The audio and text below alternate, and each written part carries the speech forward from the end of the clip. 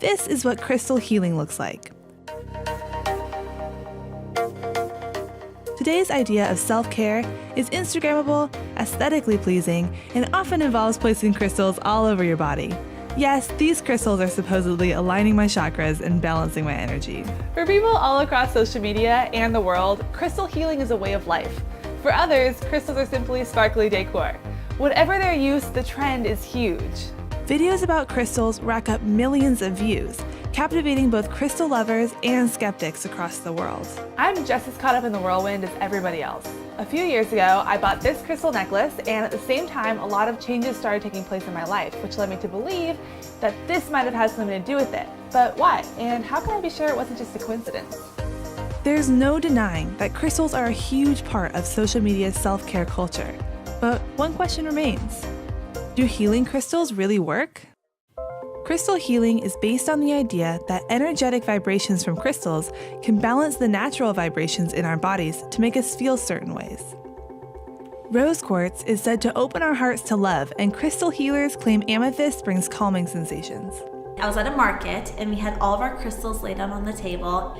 She grabbed one of my stones and she held it over my hand, and I could literally feel the energy going through my hand.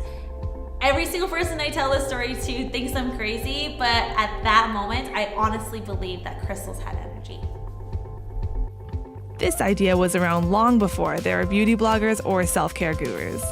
Healing crystals and gemstones can be traced back to ancient civilizations. The ancient Egyptians buried their dead with quartz and used crystals to make healing elixirs. In Rome, crystals were placed in amulets to provide good health. In China, jade was revered as having spiritual significance. So my necklace might be vibrating energy? What does that mean? To find out, I talked to Dr. Rob Levinsky, a leading expert and collector of crystals and minerals.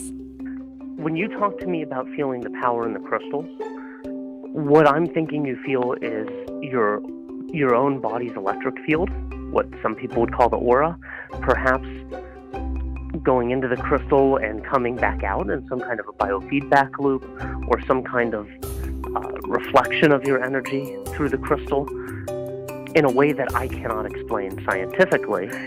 As someone who doesn't feel that, and I can't really say I believe in crystal healing itself, I'm not against the fact that crystals may conduct, resonate, refract, and circuit energy back to you that you may feel. Perhaps people are more sensitive than I am. I decided this little necklace wasn't enough. To really try to feel crystal energy and maybe see if I'm sensitive to it, I had to really take it up a notch. So today we're here at Maha Rose in Brooklyn, and I'm going to try out crystal healing for myself.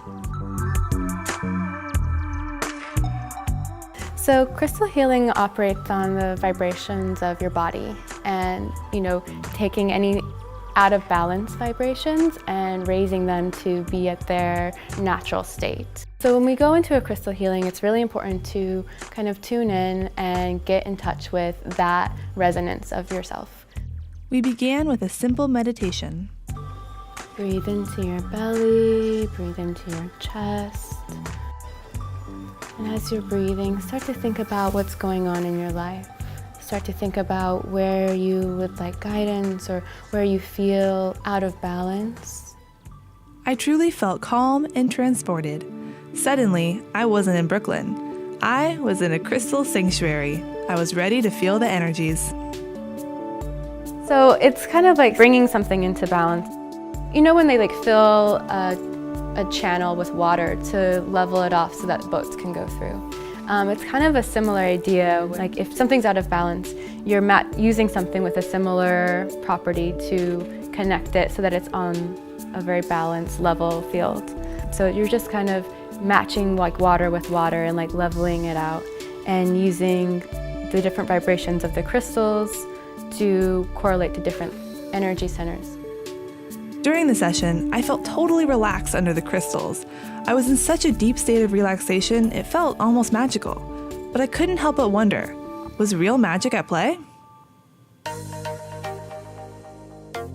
Chris French is a leading expert on the psychology of paranormal beliefs, who conducted a study on healing crystals. And so what we did basically was to do a study where we gave people crystals to hold and to kind of just relax and meditate.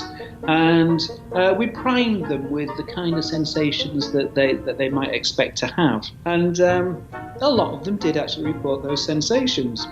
However, what we hadn't told them was that half of them were not in fact handling real crystals, they were handling fakes. They should only have reported those sensations, or they should have reported them more strongly at least, if they were handling the real crystals. It actually didn't make any difference at all. So to be blunt, in your opinion, does crystal healing really work? Not over and above a placebo effect. So if it wasn't real magic I was feeling, maybe it was something a little less mysterious.